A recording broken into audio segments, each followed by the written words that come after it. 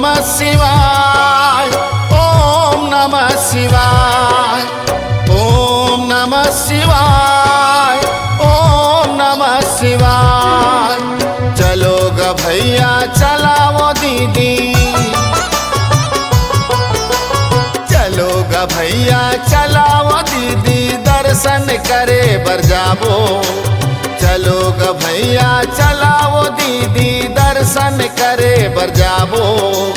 सत्यनारायण बाबा जी के दर्शन करके आवो। चल दर्शन करे बर जाबो, चल दर्शन करके आवो। चल दर्शन करे बर जाबो, चल दर्शन करके आवो।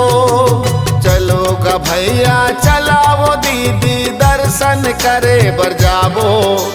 सत्यनारायण बाबा जी के दर्शन करके आवो।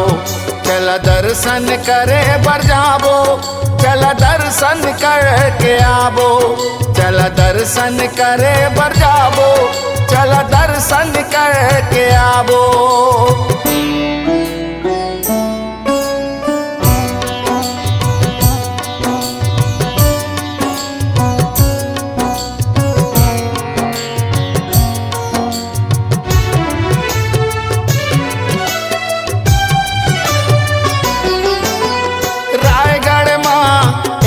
जगह माँ बैठे हैं मोर बाबा, शिव शंकर के नाम जपत है सत्यनारायण बाबा।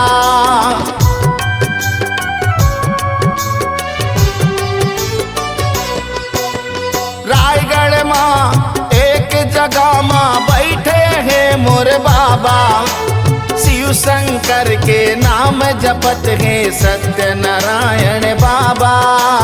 शिव शंकर के महिमा गाबो, शिव शंकर के महिमा गाबो, कोसम नारा जाबो। सत्यनारायण बाबा जी के दर्शन करके आवो।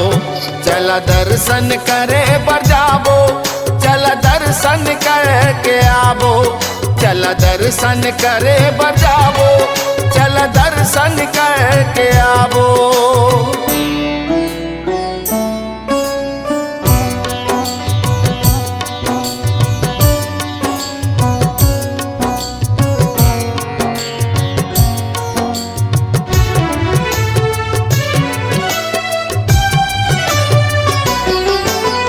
चारों धाम में एक जगह है रायगढ़ बाबा धाम, जहाँ विराजे सत्यनारायण करते शिव के ध्यान।